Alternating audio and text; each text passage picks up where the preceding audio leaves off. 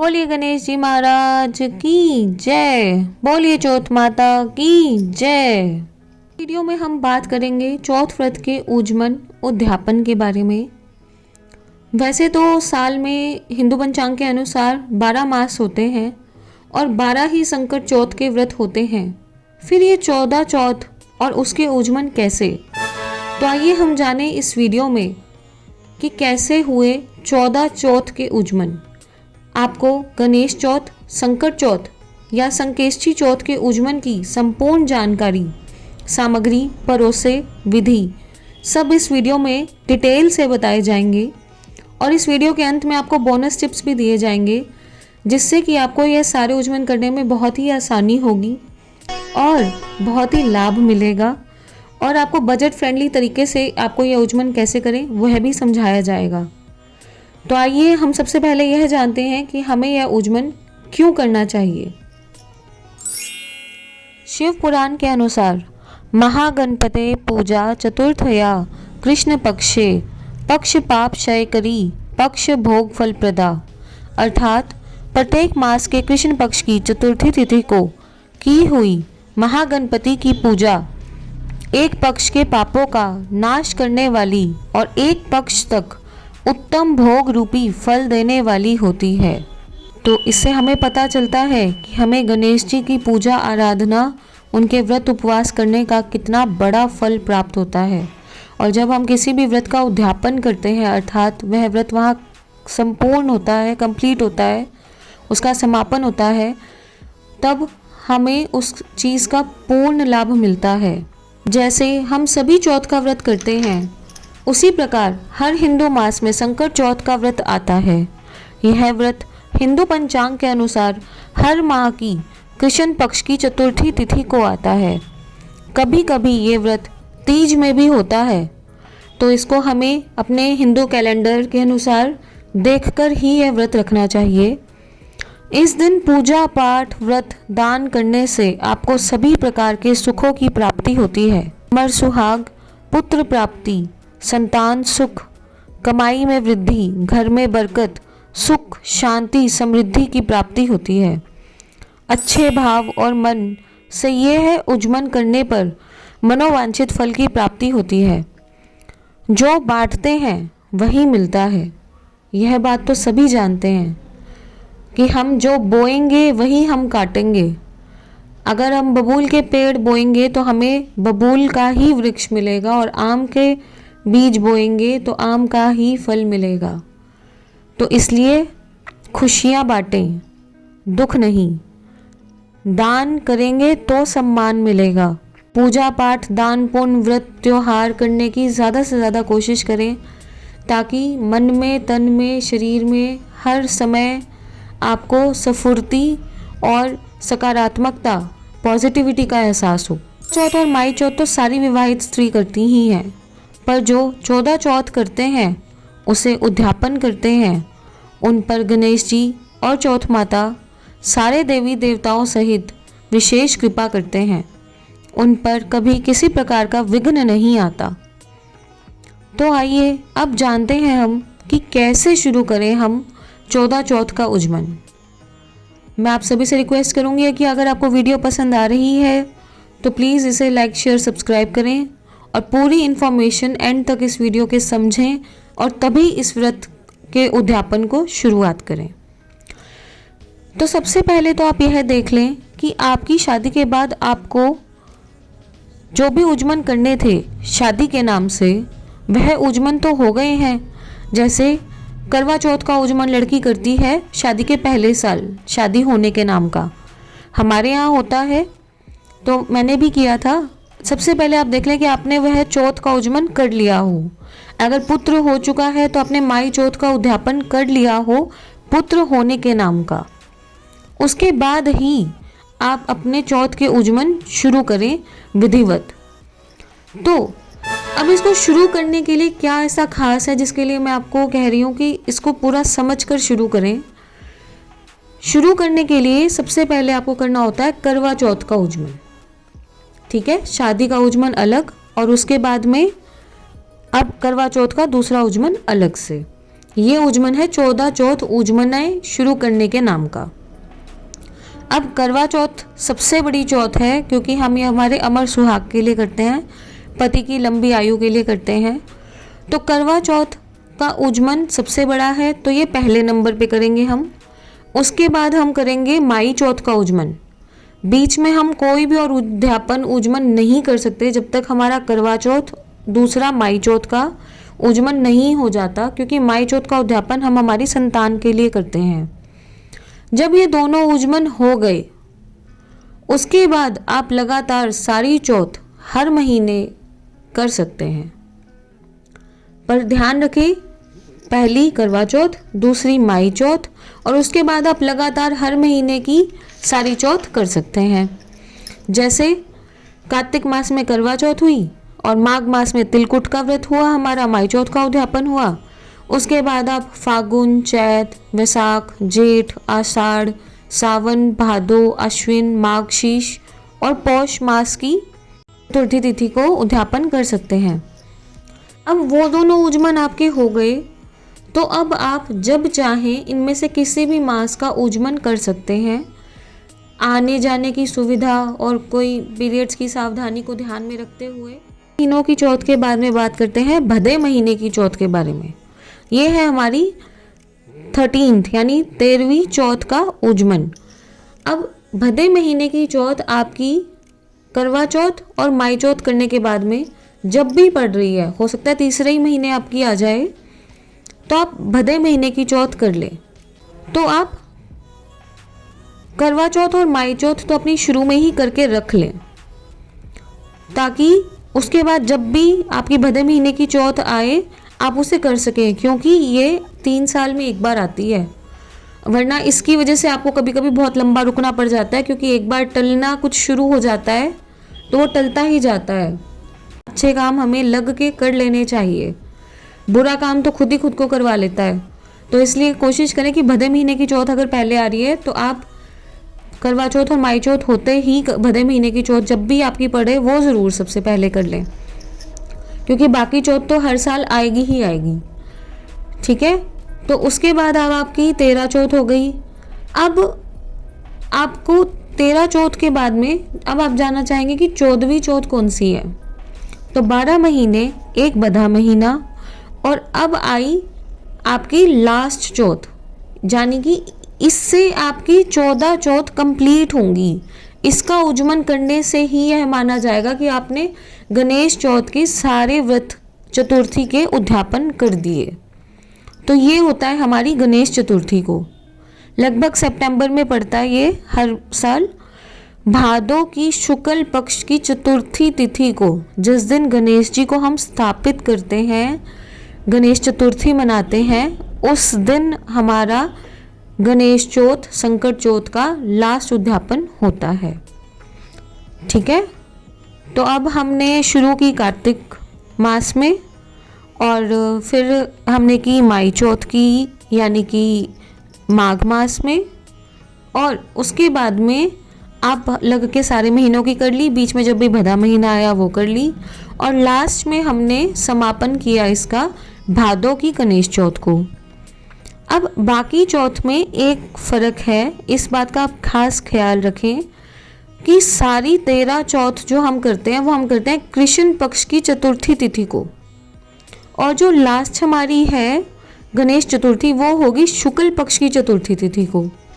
ठीक है, तो इस तरह से आप कैलेंडर में ध्यान रखते हुए, कभी कभी ये तीज में भी आ जाती है, तो आप उस हिसाब से इसको पहले ध्यान करके ही आप अपनी चौथ प्लान करें और उसी हिसाब से ही तैयारी करें। तो अब मैं आपको बताती हूँ कि हर चौथ पर क्या विशेष है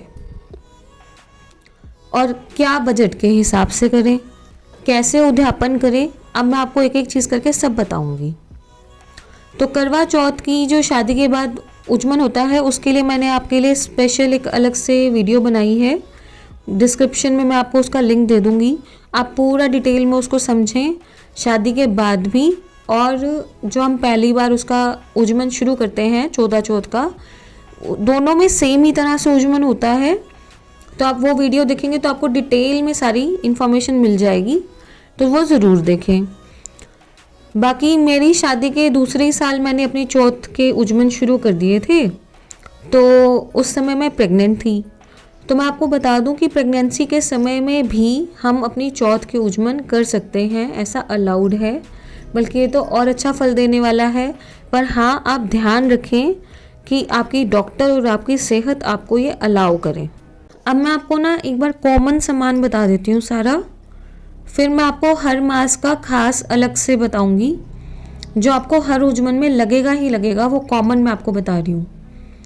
तो सबसे पहले तो जब भी हम कोई उज्जमन उद्यापन करते हैं इस तरह के बड़े व्रत त्योहार के, तो उसमें सबसे पहले आपकी सास की सूट या साड़ी रखी जाती है। सास नहीं है तो ननद, ठीक है, ननद नहीं है दादी सास है, जो भी आपके घर में आपसे बड़ी आपकी सास रूपी जो भी लेडी है, आप उनको रख बिठा सकते हैं, पर कोशिश करें आप अपनी सास के आगे करें सब कुछ। तो सूट और साड़ी आपकी सास की, उसके ऊपर सारा श्रृंगार का सामान, वो 7, 9, 11 आप इस तरह से काउंटिंग में रख सकते हैं। सिंदूर, बिंदी, लिपस्टिक, काजल, शीशा, क्रीम, तेल, कंघा, नेल पॉलिश, मेहंदी, चूड़ियाँ, इस तरह से आप श्रृंगार का सामान रखें। उसके ऊपर आप लिफाफा रखेंगे, यानी पैसे 100, 200, 500 जो मर्जी इकाई में। आप ये मत भूलें कि कोई भी कपड़ा या तियल जिसको कह देते हैं हम, वो कभी भी किसी को देते हैं हम तो बिना पैसों के कभी नहीं देना चाहिए। और सुहागन दे रही है अगर, तो उसमें बिंदी तो कम से कम ज़रूर लगाएं। तो ये हुई आपकी सास का सामान जो हर चौथ में आपको लगेगा ही, एक ड्रेस और श्रृंगार और एक पैसे का लिफाफा या पैसे। और उसके बाद लगेंगे आपको 14 परोसे, उसमें होंगे आधा किलो का एक परोसा, ठीक है। कुछ भी चीज़ का परोसा जो होगा वो आपका आधा केजी का होगा। तो यानी 14 परोसे का मतलब हुआ कि आपको 7 किलो सामान लगेगा 14 परोसे बनाने के लिए। उसके अंदर रखी जाएगी एक सुहाग की चीज़, यानी कि 14 सुहाग की चीज़, जैसे कोई भी बिंदी, सिंदूर, काजल, कोई भी। मैं आपको सारी लिस्ट बता दूंगी जो मैंने 14 चौथ के उज्जमन में रखी थी, मैं आपको वो पूरी लिस्ट भी दे दूंगी। तो 14 आपको उसमें रखनी है। जैसे एक बार आपने उज्जमन किया तो आपने बिंदी रखी 14 पत्ते, एक बार आपने रखी 14 मेहंदी की, इस तरह से। और 14 जगह पैसे हर परोसे में। आप 1 रुपये का सिक्का भी रख सकते हैं, आप 10 रुपये भी रख सकते हैं। आप अपनी क्षमता के अनुसार इसमें पैसे रखें, क्योंकि कोई भी परोसा भी बिना पैसों के कभी नहीं जाता। तो ये 3 ज़रूरी चीज़ें तो हुई आपकी परोसे की। आधा केजी खाने की कोई भी वस्तु, जैसे घर की आप पूरी सब्जी बना ली आपने, खीर हलवा, खीर पूरी बना दी, हलवा पूरी बना दिया, या फिर आपने बाज़ार से संतरे मंगवा लिया आधा किलो, या पेठे की मिठाई मंगवा लिया आधा किलो के हिसाब से। तो मैं आपको एक ज़रूरी चीज़ बता देती हूँ यहाँ पे। आप मान लीजिए 7 किलो सामान आपका लगा परोसे में, तो आप बाज़ार से जब सामान मंगवाएं तो आप उसको 7.5 किलो या 8 किलो मंगवाएं। उसका कारण ये है कि जो सामान आप मंगवा रहे हैं 7 किलो तो आपका पूरा तुल के परोसे में लग जाएगा। उसके बाद आपको अछूते में, यानी कि पितरों के लिए जो हम निकालते हैं, बायने में, भोग में, और प्रसाद के रूप में आपको खुद भी उसे खाना है लास्ट में, ठीक है। तो इस तरह से ये आपके 7.5 किलो से 8 किलो के बीच आप सामग्री मंगवाएं, आप जो भी मंगवा रहे हैं। मैं आपको पहले प्रोसेस बता देती हूँ पूरा, और फिर मैं आपको बताऊंगी खास चीज़ें, खास क्या क्या किस किस महीने में करना है। तो मैंने आपको बेसिक सामान बता दिया, मैं आपको बेसिक प्रोसेस पूरा बता देती हूँ जो आपको हर व्रत में करना ही करना है। एक बात का खास ख्याल रखें, एक बार अगर आप ठान लें, मन में विचार कर लें, संकल्प कर लें कि मैं 14 चौथ का उज्जमन करूंगी, तो आप पीछे ना हटें। अपनी क्षमता अनुसार जो हो जैसा हो उसी के हिसाब से अच्छे भाव से, पूरी श्रद्धा से, विश्वास से पूर्ण जरूर करें। ठानने के बाद उसे छोड़े नहीं बीच में, वरना वो फल मिलने की बजाय वो कुफल हो जाता है आपके लिए। इसलिए सोच समझकर शुरू करें, और शुरू करने के बाद छोड़े नहीं, लग के कर लें। ये ना हो कि जिंदगी पड़ी है 15 साल, 20 साल, 25 साल में कर लेंगे, नहीं। आप लग के करें, जो भी करें पूरी श्रद्धा भाव से, तभी वो करने में मज़ा भी आएगा आपको और आनंद की भी प्राप्ति होगी और पूरा सुख भी मिलेगा। तो चलिए जानते हैं अब इसका पूरी विधि कि हमें कैसे क्या क्या करना है। तो सबसे पहले तो आप 2-3 दिन पहले मेहंदी लगा लें। कभी भी आप कोई भी ऐसा त्योहार कर रहे हैं जिसमें आप सुहाग के लिए, संतान के लिए, घर के सुख समृद्धि के लिए कर रहे हैं, तो मेहंदी ज़रूर लगा लें। और एक दिन पहले ही आप कोशिश करें सारी तैयारी करके रख लें, क्योंकि अगले दिन आपको और भी बहुत सारे काम हो जाते हैं, 1-2 तो वैसे ही बच जाते हैं परोसे बांटते बांटते। तो इसीलिए आप कोशिश करें कि आप पहले दिन सारी तैयारी लगभग करके रखें, ताकि अगले दिन, व्रत भी रखना है आपको पूरा दिन, तो आपको बार बार बाजार आप नहीं जा पाएंगे, तो पहले दिन ही सारी तैयारी कर लें। फिर आपको सुबह सिर धोना है, सिर धो के नहा लें। अगर शनिवार पड़ रहा है या कुछ ऐसा अड़ रहा है जब आप सिर नहीं धो सकते, तो उसमें आप एक दिन पहले सिर धो सकते हैं, वरना कोशिश करें आप सेम डे सिर धो के नहा लें। फिर आप संकल्प लें कि मैं यह गणेश चतुर्थी का, संकट चौथ का ऊजमन कर रही हूँ आज, और इस मास की इस तिथि को मैं ये ऊजमन कर रही हूँ। आप हाथ में थोड़ा सा जल लें, थोड़े चावल के दाने लें और फिर इस तरह से संकल्प करें कि हे भगवान, मैं ये, आप बिल्कुल सिंपल सरल भाषा में भगवान से बात करें।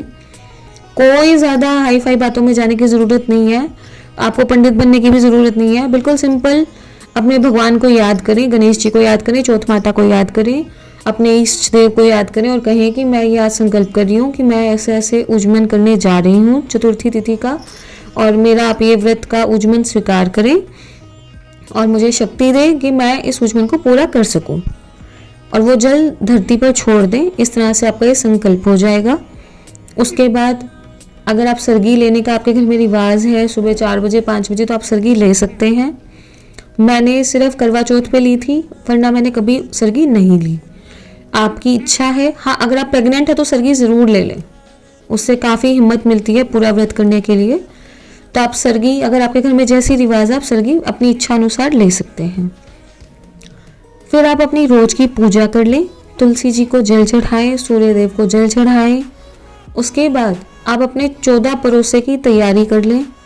अगर आप खाने की कर रहे हैं तो अपनी रसोई साफ सुथरी करके ही उसमें पकाएं। मान लीजिए आप हलवा पूरी बना रहे हैं, खीर पूरी बना रहे हैं, सब्जी बना रहे हैं, जो भी आप बना रहे हैं, तो वो आप अपनी रसोई में तैयारी कर लें, उसकी वो बना लें। ठीक है। अब परोसे की तैयारी, अब आप ये जो भी बनाएंगे या बाजार से लाएंगे उसको एक बड़ी परात में भर लें। थैली के समेत भी रख सकते हैं, कुछ खुला रख लें जिसमें आप छींटा लगाएंगे, और सुहाग का सामान रख लें आप अपना। एक प्लेट में 14 चीज़ें, 14 जगह पैसे रख लें, और जो कुछ खास जिस महीने का है वो मैं आपको अभी आगे बताऊंगी, वो भी आप एक थाली में रख के तैयार कर लें। जो खाना अगर आप घर पे बनवा रहे हैं तो वो आप खुद भी बना सकते हैं, आप किसी और की सहायता भी ले सकते हैं उसको बनाने के लिए, उसमें कोई भी दिक्कत नहीं है। बस आप अच्छे भाव से बनाएं, शुद्धताई से बनाएं, प्याज लहसुन का कोई प्रयोग ना करें। परोसा कैसे तैयार करना है वो भी मैं आपको अभी पूरी डिटेल में बता दूंगी, कितनी सामग्री से कैसे परोसा बनेगा।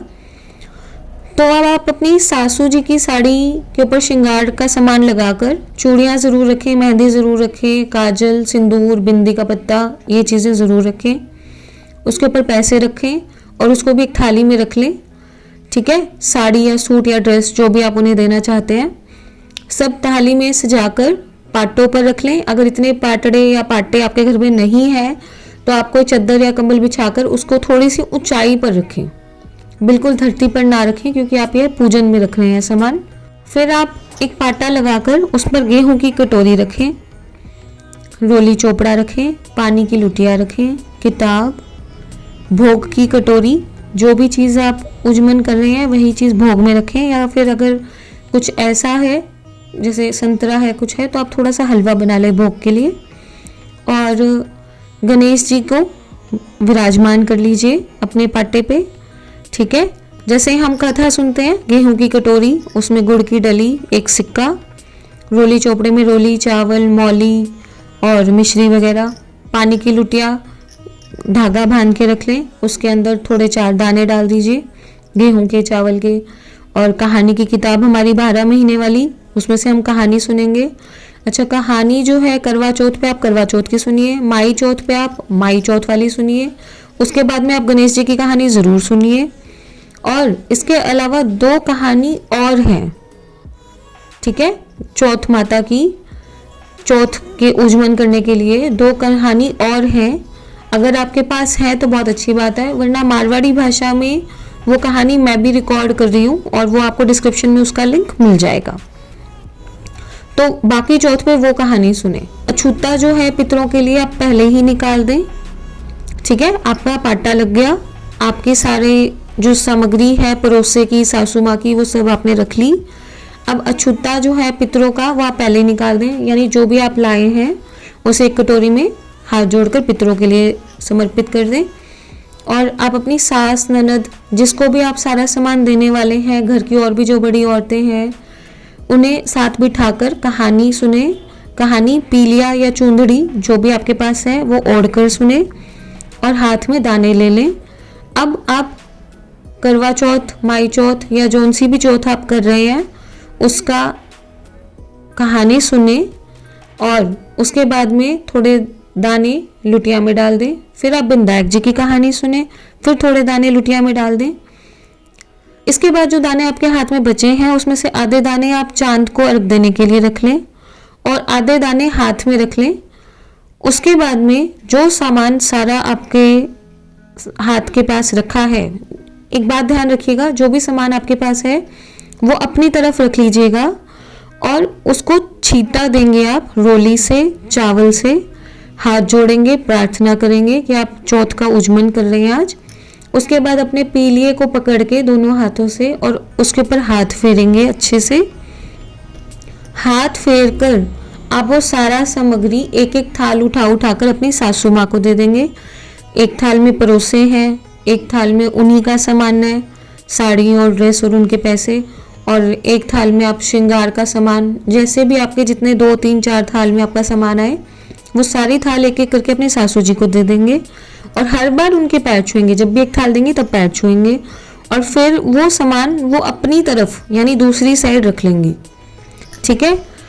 उसके बाद आप और आपकी सासू जी साथ में जो भी लोग कहानी सुन रहे हैं, आपके जो पाटे पे आपने लुटिया रखी है, कलश रखा है जल का, वह ले जाकर सूर्यदेव को जल अर्पित करेंगे। हाथ में से आधे दाने आपने चंद्रमा के लिए रख दिए हैं, आधे दाने आप सूर्यदेव को वहाँ चढ़ा देंगे और आप साथ में बोलेंगे, सोनेरी सांकली गलमोतियन को हार, चांद सूरज ने अर्घ देऊं, जियो मारो भरतार। इसके बाद आप परिक्रमा करेंगे वहीं 2 बार। उसके बाद आप सूर्यदेव को छींटा देकर जो दाने लुटिया में है वो सारे सूर्यदेव को अर्पित करके आप वापस अपने पाटे के पास आ जाइए। वहाँ बैठ के या आप रसोई घर में भी आप अपना बायना निकालें। अपने जिस स्थान पर आप बैठे थे, जो आसन आपने अपना लगाया था, उसको जरूर चुचकार लें, क्योंकि इंद्रदेव का कहते हैं इसको हम, उससे ज़रूर चुचकार लें ताकि आपको अपनी पूजा का संपूर्ण फल मिल सके, ठीक है। अब बायने के लिए जो भी चीज़ आपने मीठी बनाई है या जो भी चीज़ का आप परोसा बना रहे हैं वही चीज़ का बायना निकालें और उसके ऊपर पैसे रखें और फिर उसी तरह से 14 बार हाथ फेर कर अपनी सासू जी को पैर दबाकर दे दें।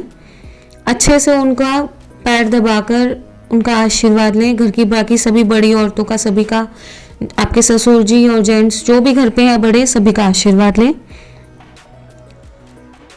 इसके बाद 2, 4, 5 परोसे जितने हो सके आप पीलिया चुंदड़ी ओढ़े ओढ़े ही बांट दें, जैसे आपकी सासू माँ को। अच्छा, यहाँ पे आप कोशिश करें कि आप जोड़े से परोसा दे दें, एक आपकी सासू जी का और आपके ससुर जी का, ठीक है। तो ये आपका हो गया एक जोड़े से परोसा।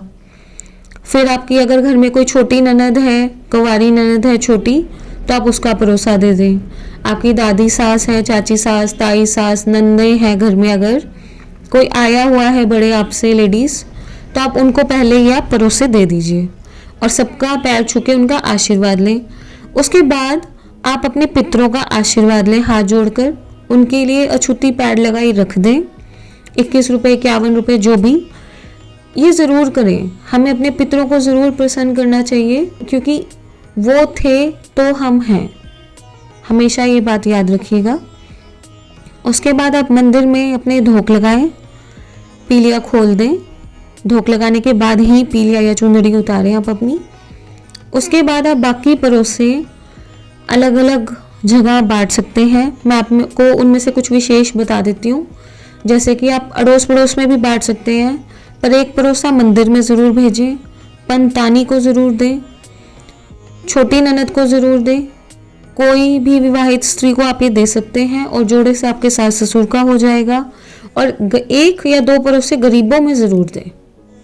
कोई भी ऐसा हो जिसको आपको लगे, मतलब अगर सारे ही आप गरीबों में देना चाह रहे हैं वो बहुत अच्छी बात है, पर अपनी सास और अपने घर की बड़ी औरतों को छोड़कर भी गरीबों में नहीं देना है। इस बात का भी ख्याल करें, क्योंकि चैरिटी बिगिंस एट होम। सबसे पहले अपने घर में अपने बड़ों का आशीर्वाद लेना, क्योंकि वो भी इंतज़ार करते हैं कि हमारी बहू ये सब पूजा पाठ धर्म कर्म के काम करेगी। ठीक है, तो पहले आप उन्हें दें। उसके बाद अब एक्स्ट्रा बना लें, एक्स्ट्रा ले आए। ज़्यादा बांटने के लिए तो कोई ना नहीं है कहीं पर भी। उसके बाद आप चाहें तो आप पानी, चाय, दूध, फ्रूट, जैसे आपको व्रत करना पसंद है, जैसे आपके शरीर अलाउ करे, शारीरिक क्षमता हो, उसी प्रकार आप अपना व्रत करें। अगर आप बिल्कुल निघोट रह सकते हैं बिना पानी के तो आप वो करें, नहीं तो आप पानी ले लें, चाय ले लें, दूध ले लें, फ्रूट ले लें, ड्राई फ्रूट्स ले लें। एक बार आप ले सकते हैं। उपवास जो है आपका पूरा दिन बिना खाए ही होगा। अन्न आप चंद्रमा को अर्घ देने के बाद ही ग्रहण कर सकते हैं। तो अब आपको रात तक और कुछ भी नहीं खाना है, व्रत करेंगे आप। उसके बाद आप चंद्रमा को देखकर ही अर्घ देंगे। अर्घ में आप रोली, चावल और जो दाने आपने सुबह रखे थे कहानी में वो ले जाएंगे। भोग ले जाएंगे चंद्रमा के लिए भी, जो भी आपने बनाया है, जिस चीज़ का भोग आपने सुबह लगाया है गणेश जी को, चौथ माता को, वही भोग आप शाम को, आपने सूर्यदेव को भी लगाया था, वही भोग आप शाम को चंद्रमा को भी लगाएंगे। पानी का लोटा ले जाएं साथ में, हाथ में दाने, वही सेम आप रिपीट करेंगे। सोनेरी सांकली, गल मोतियन को हार, चांद सूरज ने अर्घ द्यो, जियो मारो भरतार, भाई भतीजा सब परिवार। ठीक है, अब आप भोजन करें। अब आप अर्घ देकर सबको पहले पैर छू लें, पितरों का आशीर्वाद ले लें, पीलियाँ चुंदड़ी खोल के हाथ जोड़कर भोजन को शुद्ध सात्विक भोजन करें, बिना प्याज लहसुन का। होटल का, बाहर का खाना नहीं खाएं, घर पर बनाएं और खाएं। ठीक है, और व्रत जब आप खोलेंगे बैठकर खाना के लिए, तो सबसे पहले जो प्रसाद आपने बनाया है यार, सबसे पहले आप भी खुद वो प्रसाद ग्रहण करेंगे, उसके बाद ही आप व्रत खोलें। उसके बाद आप बाकी भोजन कर सकते हैं और भोजन एक ही बारी में पूरा करें। तो इस प्रकार से ये आपकी पूरे विधि हो गई आपकी व्रत करने की चौथ का। सारी चौथ में यही बेसिक सामान और यही बेसिक आपका विधि रहेगी। तो आइए मैं आपको बताती हूँ कि कौन से मास में क्या चीज़ विशेष महत्व रखती है। तो कार्तिक के महीने में जो आप करवा चौथ का आयोजन करेंगे, उसमें आपको 14 करवे देने हैं अपने पड़ोसों में, मतलब जो भी आप बना रहे हैं उसके साथ। और 14 ही स्टील के बर्तन, कोई भी हो सकते हैं, कोई गिलास हो सकते हैं, कटोरी हो सकती है, लोटे हो सकते हैं, कोई भी 14 स्टील के बर्तन और 14 करवे आप बांटेंगे उसमें। ठीक है, मैंने जो किए थे, मैंने खाने का परोसा किया था और सुहाग की चीज़ में बिंदी बांटी थी 14। और खाने में आप ऐसा कर सकते हैं कि आपने मान लीजिए पूरी का और सब्जी का सोच लिया, तो सब्जी जो है वो हमारी वज़न में नहीं काउंट होती है। सब्जी हम एक्स्ट्रा एक कटोरी वैसे ही रख के सभी को दे देंगे हर परोसे के साथ, क्योंकि वह अधूरा भोजन हो गया अगर आप पूरी और सिर्फ खीर या मिठाई कुछ भी दे रहे हैं। तो सब्जी हम एक्स्ट्रा में रखेंगे और उसका वज़न में नहीं तोलेंगे। तो आपको बनानी है 3.5 किलो पूरी और 3.5 किलो ही आपको मिठाई लगेगी। तो मैंने यहाँ पूरियाँ घर पर बनाई थी और गुलाब जामुन जो है बाज़ार से मंगवा लिए थे। 4 पीस की पाइया की पैकिंग हो जाती है। पाइया ही पूरी आपके पास घर पर तोलने के लिए हो तो आप उसमें तोल लें, वरना आप 8 या 7 पूरियाँ लगभग पाइया हो जाती हैं। आप उस हिसाब से उसका वज़न कर लें और आप परोसा तैयार कर लें, जिसमें आप सब्जी को पूजा के टाइम पे रखेंगे भी नहीं। जब आप कहानी सुनेंगे उस टाइम पे आप सब्जी बाद में बस परोसों में लगाकर बांट देंगे। ठीक है, करवा चौथ के आयोजन में एक चीज़ और ख़ास है कि आपको अपनी सासू माँ की 2 साड़ी रखनी है, क्योंकि ये सबसे बड़ा उजमन कहलाता है, और पायल और चुटकी भी रखी जाएगी साथ में। ठीक है, तो ये चांदी के आइटम से आपने शुरू किया, और हम लास्ट में भी एक बार चांदी का आइटम ही देंगे। तो ये होगी पायल चुटकी और 2 साड़ी सासू जी की, और 14 करवे, 14 स्टील के बर्तन। खाना कि आप कोशिश करें 3, 4, 5 जो तो आप खाने की करें, क्योंकि अपने हाथ से बनाए हुए भोजन की बात ही अलग होती है। किसी की सहायता ले लें, पर कोशिश करें कि आप मतलब कार्तिक की, माई चौथ और भदे महीने की कम से कम ये चौथ तो आप घर के खाने की पूरे अच्छे से करें। उसके बाद अगली है आपकी माई चौथ। उसमें कुछ लोग तो आधा आधा किलो का तिलकुट का ही पैकेट बना देते हैं। जो हम तिलकुटा घर पे बनाते हैं, आधा आधा किलो तिलकुटा का ही पैकेट बना देते हैं। हमने खाने की थी 3.5 किलो पूरी, 3.5 किलो खीर घर पे बनाई थी। ठीक है, 3.5 किलो खीर बनाने के लिए हमें 4 लीटर दूध लगता है और 2.25 कटोरी चावल लगते हैं।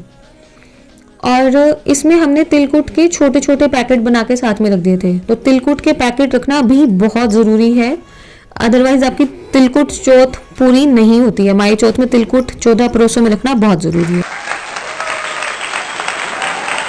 सभी की एक तो आती है श्राद्धों में, तो उसमें भी हमने घर का ही खाना बनाया था, और वो हमने थोड़ा ज़्यादा एक्स्ट्रा बनाया था, वो हमने गरीबों में बांट दिया था। और मैंने उसमें 14 स्टील की कटोरियाँ भी रखी थी, क्योंकि मैंने खीर पूरी का खाना किया था, साथ में सब्जी की थी, नेल पॉलिश की थी, और पैसे रखे थे हर परोसे में। तो आप 3.5 किलो खीर मैंने बना ली थी, और थोड़ी एक्स्ट्रा, और थोड़ा इसी तरह से खाना भी एक्स्ट्रा बना लिया था। जो भी गरीब जहाँ मुझे जो मिले मैंने वहाँ पे वो एक्स्ट्रा में बांट दिया था, क्योंकि कनागतों में अपने हाथ से जितना दान पुण्य हो जाए वो हमारे पितरों को उतना ही आसानी होती है उन्हें अपने आगे की यात्रा करने में। उसके बाद मेरा लगते ही भदा महीना आ गया था, अश्विन मास का। वो मैंने की थी पूरी और हलवे की। ठीक है, तो 3.5 किलो हलवा, 3.5 किलो पूरी और सब्जी।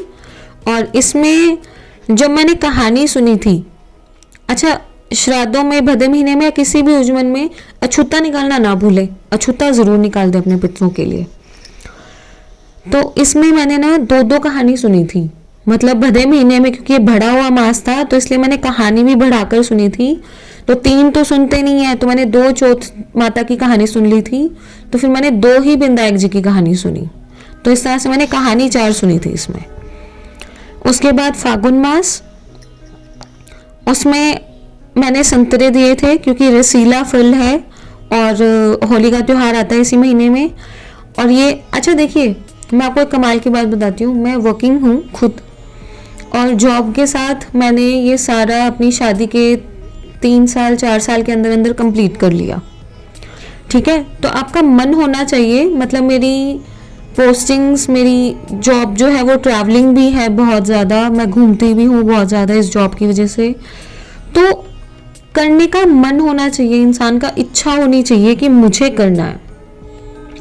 ठीक है, तो अगर आप ठान लेंगे तो आप कर लेंगे। तो मेरे शुरू में मेरी सासू माँ मेरे साथ थी, मैंने उनके साथ कर ली। उसके बाद मेरी पोस्टिंग कहीं और थी, मैं कहीं बाहर थी, तो वहाँ पे मैंने मेरी ननद जी के साथ कर ली। मतलब मैंने छोड़ी नहीं, मैंने लग के कर ली।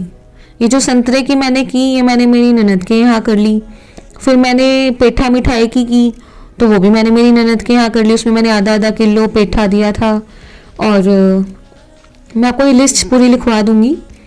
और उसके बाद मैंने, अच्छा फिर मैं मेरे मायके गई हुई थी, एक पे बैसाख में मैं अपने मायके गई हुई थी, तो वहाँ पे मैंने अपने शक्करपारे की कर ली। उसके बाद जेठ के महीने में थोड़ा सा विशेष है, जेठ के महीने में बहुत गर्मी पड़ती है, क्योंकि तो आप इसमें थोड़ा सा बढ़ा सकते हैं कुछ भी। जैसे मैंने इसमें 14 पंखे और लगाए थे हर परोसे में, क्योंकि इतनी गर्मी होती है। और फलों में मौसम का उस टाइम मीठा रसीला आम आता है, तो मैंने आधा आधा किलो का आम का परोसा बनाया और साथ में 14 पंखे लगाए। ठीक है, और सुहाग की चीज़ों मैंने कंगे दिए। ठीक है, अब जब आप ऐसे कोई करेंगे जिसमें आप बाज़ार से कुछ मंगवा रहे हैं और आपको नहीं समझ में आ रहा कि मैं भोग कैसे लगाऊं, कैसे करूं सब कुछ, तो उसमें आप क्या करें, गुड़ या चीनी रख लें या हलवा बना लें थोड़ा सा। उससे आप अछूता, बायना, भोग सब कुछ कर लें। रात को चांद जिमाने में भी वही यूज़ कर लें। मैंने जब उजमन करे ना तो उस टाइम पे चांद रात को लेट ही निकला हर उजमन पे। मतलब मेरे को याद है हम लोगों ने 2 या 3 बार तो 11:15 बजे नासा का ऑनलाइन फोटो देखकर चंद्रमा का और अर्घ देकर और 11:15 बजे खाना खाया, क्योंकि हमें अब मतलब व्रत तो संपन्न करना ही है ना जब सब कुछ कर लिया पूरा दिन, और चंद्रमा कहीं ना कहीं तो उगे तो है ही। तो मैंने रात को 11:15 बजे तक भी इंतजार किया चंद्रमा का, पर मैंने हिम्मत नहीं छोड़ी, मैंने किया पूरा। उसके बाद में आषाढ़ मास में मैंने बांटी थी कचौड़ी और इमरती। अब इस टाइम पे मेरे साथ कोई भी नहीं था, मैं मेरे सिर्फ पति देव के साथ थी जहाँ पे वो रहते हैं। उसके बाद मैंने एक बार सिर्फ वाइट मखाने जो अपने आते हैं मीठे प्रसाद में जो मिलते हैं, दिल्ली भी बोल देते हैं कुछ लोग उसको, उसका किया था। फिर मैंने एक बार फिर पूरी हलवे की थी। उसके बाद मैंने एक बिस्कुटों की थी। मैंने बेकरी में बात करके बिना एग के बिना किसी चीज़ के अच्छे शुद्ध बिस्कुट बनवा लिए थे आटे के, और मैंने आधा किलो की पैकिंग में बनवा लिए थे वहीं से, तो मैंने उसकी उजमन कर दिया था। और उसके बाद में बूंदी भुजिया का किया था एक बार। अच्छा, ये जो पौष के महीने में आती है ना, उसमें मैंने 14 तिल के लड्डू भी रखे थे बूंदी भुजिया के साथ। ठीक है, तो 14 तिल लड्डू और साथ में बूंदी भुजिया, मतलब कुछ भी आप परोसा जिस भी चीज़ का बना रहे हैं, मैंने उसके साथ ही 14 तिल के लड्डू रख दिए थे, क्योंकि तिलों का विशेष महत्व है इस महीने में, संक्रांति आती है हमारी, तो इसलिए मैंने इसमें 14 लड्डू तिल के गिन के रख दिए थे। आप चाहे तो परोसा भी तिल के लड्डू का भी कर सकते हैं, उसमें भी कोई ना नहीं है। उसके बाद जो लास्ट, ये मेरी मैंने आपको 13 चौथ के बारे में बताया। उसके बाद जो लास्ट हमारा आया वो आया भादों का महीना। अब मैंने भादों की चौथ पहले उजमन कर दिया है, ठीक है, जो कृष्ण पक्ष में आई थी। अब मैं संकट चौथ का उजमन अलग से कर रही हूँ। इसमें मैंने सुहाग की 2 चीजें रखी, एक तो हेयर क्लिप्स और दूसरी मेहंदी, शगुन की मेहंदी। भादों के महीने की चौथ में आपको लड्डू का परोसा ही बांटना है, आधा किलो का बूंदी के जो लड्डू आते हैं येलो लड्डू, वही लड्डू बांटने आपको, आप चेंज नहीं कर सकते इसको, ठीक है। साथ में हमने घर पे 14 लड्डू बनाए थे चौथ माता के लिए आटे के, ठीक है, वो हमने अलग से बनाए थे 14 लड्डू, ठीक है। और आधा किलो के लड्डू का परोसा ही बांटा जाएगा, तो आप 7.5 किलो लड्डू आधा किलो की पैकिंग में अलग से मंगवा लें बाजार से। अगर आपको बनाने आते तो आप बना भी सकते हैं, वही परोसे बांटे जाएंगे। एडिशनल आप चौथ माता के लिए कोई भी और मिठाई घर पे बना सकते हैं। इस चौथ में कुछ चीजें विशेष रहेंगी आपकी। एक तो इसमें अब आपका जेंट्स जोड़ा रखा जाएगा और 2 साड़ी ब्लाउज रखे जाएंगे, एक साड़ी नहीं रखी जाएगी इसमें, 2 साड़ी, एक जेंट्स जोड़ा, मेकअप का सामान, पायल चुटकी इसमें भी रखी जाएगी, एक सोने का कोका, एक छल्ला और पैसे, ठीक है। अब कोका जो है आप मानेंगे नहीं, 200-300 रुपये से शुरू हो जाता है, बिल्कुल छोटा अगर आप लेंगे, ठीक है, बस करने की नीयत होनी चाहिए। और पायल चुटकी आपकी 3 चीजें हो गई, एक पायल, 2 जोड़ी चुटकी, चुटकी हमेशा पेयर में दी जाती है, 2 जोड़ी चुटकी यानी बिछिए, 2 जोड़ी बिछिए और 1 जोड़ी पायल, एक कोका और एक चांदी का छल्ला। तो ये आपके टोटल 5 आइटम हो गए सोने चांदी के। मैंने इसमें साथ में 5 बर्तन भी लगाए थे और 2 बच्चों के जोड़े भी लगाए थे, ठीक है। तो ये इस तरह से ये आपका हो गया संकट चौथ, लास्ट गणेश चतुर्थी का उजमन। अब इस उजमन में क्या होगा, और सारी 13 में तो आपने खाना खाया रात को चांद देख के, अर्घ दे के। इसमें आपको क्या करना है कि आपको सबको परोसे बांटने हैं, ठीक है। 2 बजे 3 बजे तक आपको सबको खाना खिला के और आप खुद खाना खा लें, अपने पतिदेव को खाना खिलाएं और उसके बाद बैठ के आप खुद खाना खा लें। और ध्यान रख के इस दिन आप गणेश चतुर्थी का कोई भी उत्सव हो रहा है कहीं पर भी, आप रात के समय घर से बाहर ना निकले।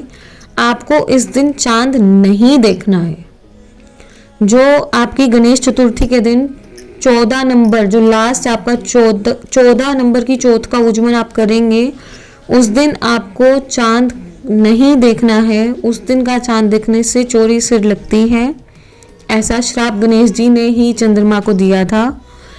पर हमें ध्यान रखना है कि हमें उस दिन चंद्रमा नहीं देखना है, क्योंकि हमने इतना बड़ा 14 चौथ उजमन कर लिए और अब हम आखिरी पे पहुंच चुके हैं। तो अब लास्ट में आके हमें अपना उजमन खराब नहीं करना है और चंद्रमा नहीं देखना है। ठीक है। और इसका खाना दोपहर में ही खाना है, कहीं आप सोचे कि मैं रात तक भूखी रह लूँ, नहीं। इसका भोजन आपको कहानी सुन के, पूरी पूजा करके, सारे पड़ोस से बांट के, बैठ के आपको जीमना है और खाना खाना है। अब मैं आपको 14 सुहाग की चीज़ें बता देती हूँ जो आप इन 14 चौथ के उज्जमन में 14 की क्वांटिटी में बांटेंगे। मैं आपको बता देती हूँ जो मैंने बांटी थी। बिंदी, मेहंदी, नेल पॉलिश, सिंदूर, काजल, शीशा यानी मिरर और कांच के कड़े। 4 का सेट था मेरा, आप चाहे तो 2 का सेट भी ले सकते हैं। कंगे, clutcher, hair band, lipstick, perfume यानी कि इत्र के पैकेट, 2-3 रुपए का पाउच आता है सिर्फ, वो वाला पाउच, ठीक है। कोई मैंने बॉटल्स नहीं खरीदी थी, छोटे छोटे पैकेट थे। और हैंकी, रुमाल और हेयर क्लिप और मेहंदी लास्ट में, ठीक है। तो ये हुई मेरी हेयर क्लिप, हम एक तरह से चूड़ामणि की तरह काउंट करते हैं। तो ये हुई मेरी सुहाग की चीज़ें। और परोसे में मैं आपको कुछ चीज़ें तो बता देती हूँ और कुछ आपको मैं और आइडिया दे देती हूँ कि आप क्या क्या चीज़ परोसे में दे सकते हैं। ये है खाने की पूरी हलवा, पूरी खीर, पूरी के साथ गुलाब जामुन और संतरे, पेठा, शक्करपारे, आम, कचौरी इमरती, वाइट मखाने, ठीक है। और बिस्कुट की, बूंदी भुजिया की और लड्डू। लास्ट वाली में तो लड्डू ही होंगे, कोई और ऑप्शन है ही नहीं, ठीक है। इसके अलावा मैं आपको बता देती हूँ कि आप फलों में आम, संतरा, केला, सेब, अनार, अंगूर, कोई भी तरह का फल ले सकते हैं। 7.5 किलो ले आए, आधा किलो के हिसाब से जो बांटा जा सके। अब आप तरबूज लाएंगे तो आपको काट के बांटना पड़ेगा, तो ऐसा फल ना लाएं। शक्करपारे, लड्डू सुहाली की भी हो सकती है। मट्ठी मटर के साथ पेठा भी लगा सकते हैं आप। बूंदी भुजिया है। उसके बाद पतासे, जो वाइट कलर के सफ़ेद पतासे आते हैं, हमारे जैसे मखाने होते हैं वैसे ही पतासे भी आते हैं। मीठी खील आती है, आप वो भी बांट सकते हैं। आप अपने बजट के हिसाब से चलिए और आपको 1000 तरीके मिल जाएंगे कि आप कैसे कम बजट में कर सकते हैं और कैसे ज़्यादा बजट में कर सकते हैं, ठीक है। घर पे मालपुए बना लीजिए, घर पे गुलगुले बना लीजिए और गुलगुले और पकौड़े भी कर सकते हैं। आप ये पाइया गुलगुले, पाइया पकौड़े, तो आधा किलो का परोसा हो गया। चिल्ले पूड़े बना लीजिए घर पर, ठीक है। और मीठे चावल बना लीजिए, ये भी एक बहुत अच्छा ऑप्शन है कि मीठे चावल बनाइए, आधा किलो का परोसा बनाइए और बांट दीजिए। उसके बाद में आप दाल चूरमा बना सकते हैं, ठीक है। तो आप ऐसा ऑप्शन ढूंढिए जो आप कर सकते हैं, उस हिसाब से कीजिए। कोई लोग तो सारी फ्रूट्स की कर देते हैं, मिठाइयों की कर देते हैं, कोई लोग सारी घर पे बनाते हैं। मैंने सब तरह की मिक्स की थी, जैसे मैं जहाँ पे थी उस हिसाब से, ठीक है। तो आप भी अपने हिसाब से प्लान करके इसको कीजिए कि मुझे कब कैसे क्या करना है। चलिए अब मैं आपको कुछ इंपॉर्टेंट टिप्स दे देती हूँ कि एक तो आप आप मेरे साथ अभी तक बने रहे हैं, उसके लिए मैं बहुत बहुत धन्यवाद करती हूँ आपका कि आप करना चाहते हैं, इसीलिए आप इतना समय दे रहे हैं मुझे अपना।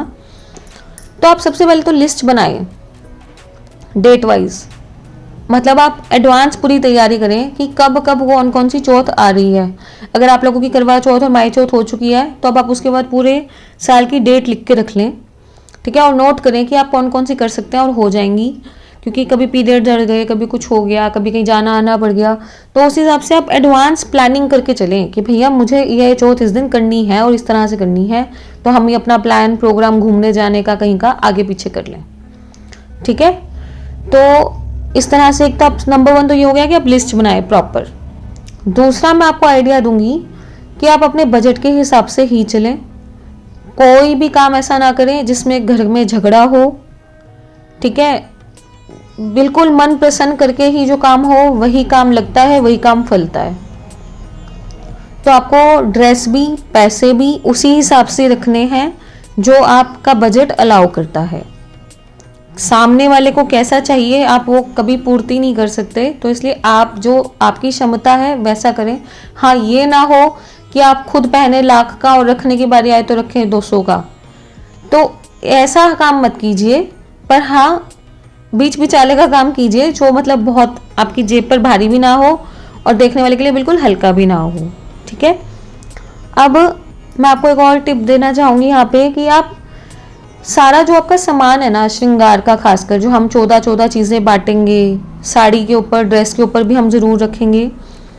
वो आप इस चक्कर में ना पड़े कि मैं हर बार खरीदूंगी।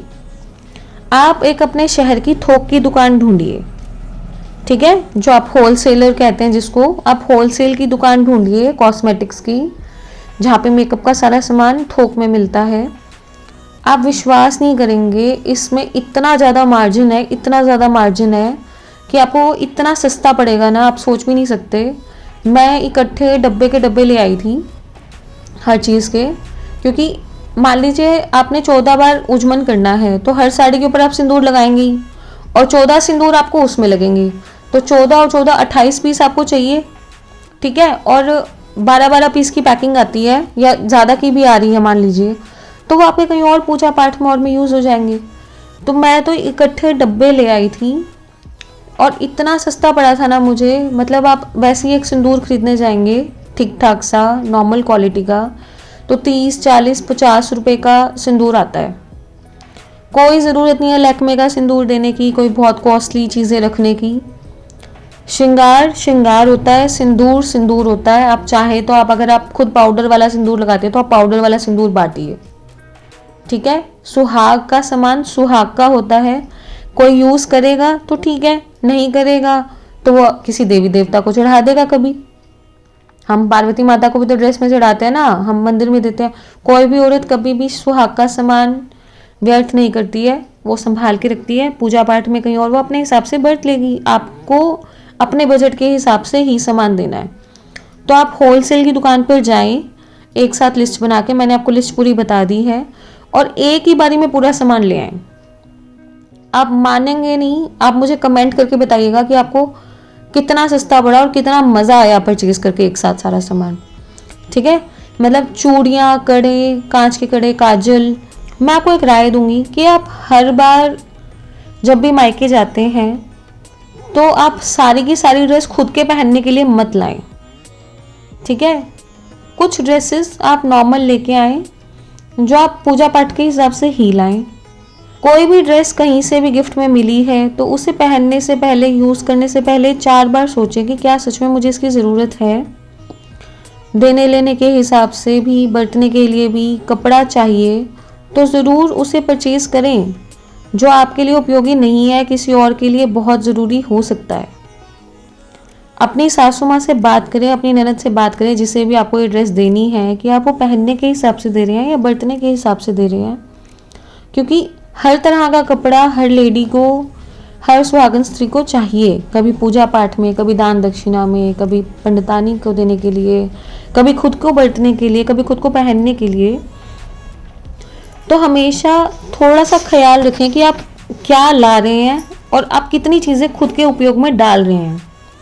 हमेशा दान ऐसा करें जो किसी और के किसी भी रूप में इस्तेमाल में आ सके, यूज़ हो सके, ऐसी चीज़ ही दान करें। दान अपनी क्षमता के अनुसार ही करें, भाव पवित्र रखें। घर में झगड़ा करके कोई भी कर्म पूर्ण फल नहीं देता है, इसलिए प्लीज़ अपना मन शुद्ध रखें। भगवान सिर्फ शुद्ध मन देखते हैं, प्रेम देखते हैं, विचार देखते हैं, करुणा देखते हैं। महंगा सस्ता हल्का बढ़िया तो रिश्तेदार और लोग और अड़ोस पड़ोस वाले देखेंगे, भगवान नहीं देखते। भगवान सिर्फ आपका मन देखेंगे। तो आप अपना कर्म करें सच्चे मन से, जो आपकी क्षमता है उसके हिसाब से आप अपना बेस्ट करें। कोशिश करें रसोई में भोजन बना लें, उसमें एकदम से आपको खर्चा नहीं दिखाई देगा। वरना मुझे याद है कि कचौरी इमरती की जब हमने परोसे किए थे तो हमारे 2500 रुपये सिर्फ उन परोसों के लगे थे, सिर्फ हलवाई के, मिठाई वाले के। वहीं वाइट मखाने की जो हमने किए थे, मतलब जो प्रसाद वाले वाइट मखाने होते हैं, उनको जब हमने किया था वो मात्र 400 450 रुपये में हो गई थी। तो अपना खर्चा देखकर ही सामान लाएं कि जो आप कर सकते हैं वही चीज़ का उजमन करें। अगर आप ठान लेते हैं तो रास्ते अपने आप खुलते जाते हैं, बस हिम्मत ना छोड़ें और पूरा करें। अगर आपको ये वीडियो पसंद आई हो तो लाइक शेयर सब्सक्राइब ज़रूर करें, और कोई भी डाउट हो तो कमेंट करें, मैं ज़रूर सॉल्व करूँगी। Thank you so much. Shri Radhe Radhe. बने रहिए मेरे इस चैनल के साथ, और चौथ माता की कहानी मारवाड़ी भाषा में ज़रूर सुनिएगा। अगर आप कहेंगे तो मैं हिंदी भाषा में भी आपको ज़रूर प्रोवाइड कराऊंगी। Thank you so much. मेरे साथ यहाँ तक बने रहने के लिए बहुत बहुत धन्यवाद।